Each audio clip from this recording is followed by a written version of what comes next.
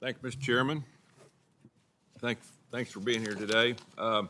Sherman, back in July, this committee marked up the FY22 NDA and increased defense top-line spending, which included $116.1 billion for DoD, RDT, and E. A significant portion of this money will go to contractors.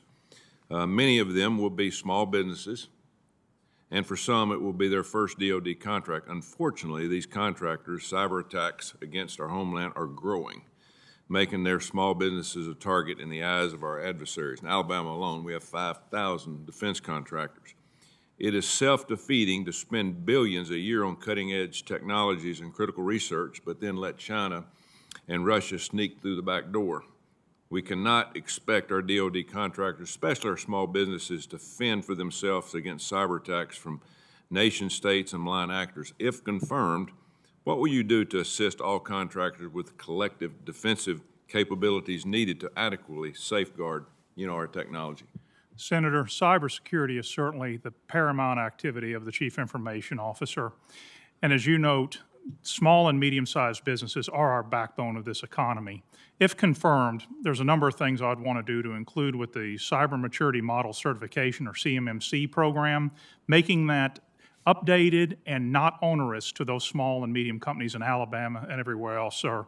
Also working with General Paul Nakasone at NSA and US Cybercom, doing things like providing, as we would call it, cybersecurity as a service for that smaller and medium-sized company, giving them templates and guides on how to do this so they're not having to reinvent the wheel themselves on this, with always thinking not just about the very large corporations, but those small and medium companies that are so important, and also where the Chinese and the Russians and others try to go after to get into our network, sir. Yeah, thank you. Mr. Vazirani, if confirmed, would you have supervision, you would have supervision over the Department of Defense education activity, 160 schools in 7 states, 11 foreign countries, and 2 territories. 2 of these schools are in my home state of Alabama, Fort Rucker and Maxwell Air Force Base. I'm a proud military brat, was an educator for 40 years. I've seen firsthand the importance of a stable environment for kids inside the classroom and at home. Students are in their 3rd year impacted by COVID-19 mask mandates, virtual learning. Now school boards across the country are pushing critical race theory and trying to restrict parents' involvement in the classroom. Would you agree that some of the best solutions to the challenges facing our schools come from the local level, where parents, students, teachers, and administrators can collaborate and work towards success together? And can you elaborate on that?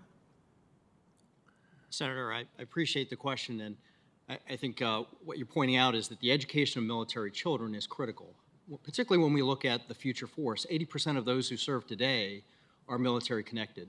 And so we have to think about the appropriate education of those children, make sure that there are appropriate education options for the families so that their children can advance, particularly as they move from one location to another.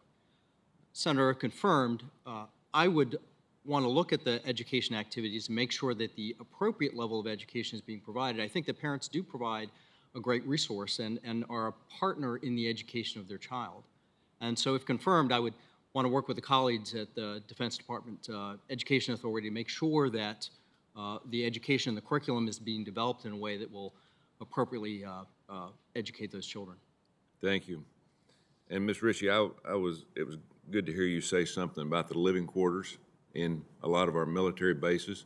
A lot of them are atrocious. I've been to some of them, and it was good to hear you say, that you support upgrading some of those facilities. Could you elaborate on that? Have you had firsthand knowledge of that?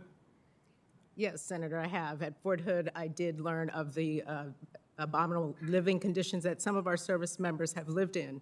And it was a small mention in the Fort Hood report. That was part of the overall command climate.